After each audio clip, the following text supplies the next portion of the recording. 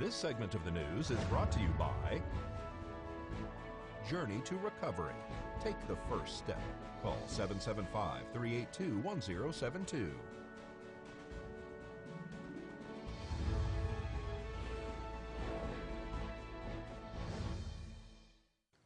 Welcome back to News 46. The county heard locals and their proposals on how they would like to utilize a HUD grant that officials have applied for.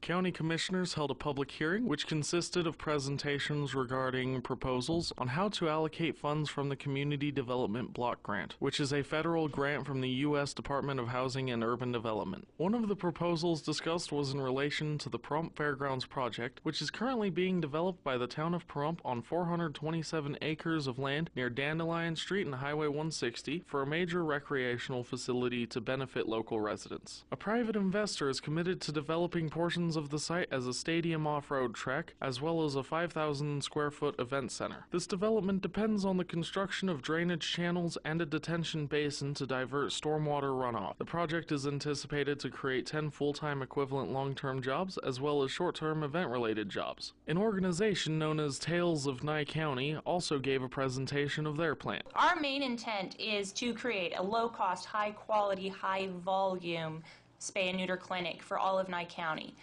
This will be in Pahrump. We're looking at buildings that are already built, so we're going into building economic growth that way, as well as using our Nye County businesses to grow our clinic.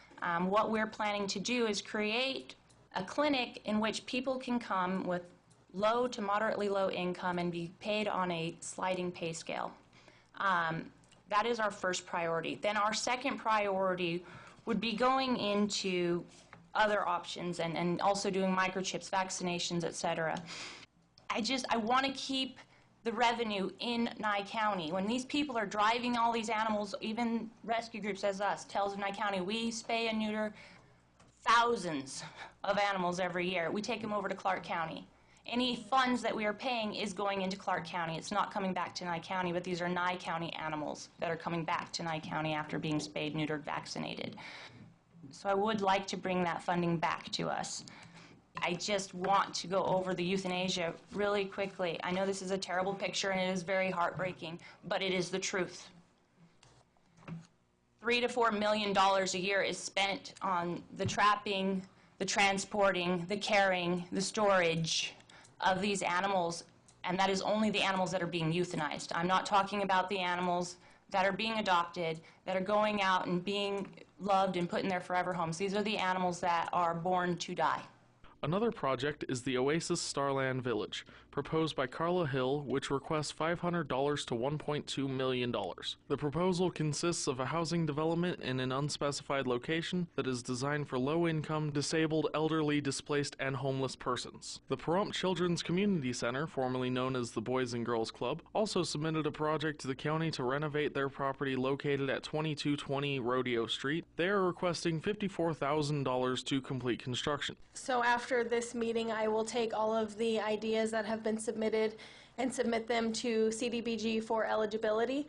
And then in October, any projects that are deemed by the state to be eligible projects will be presented on October 23rd for prioritization. And at that time, we'll put everything in order to which projects you would like to see applied for, and then we will submit the applications by January. This is Matthew Walker reporting for News 46.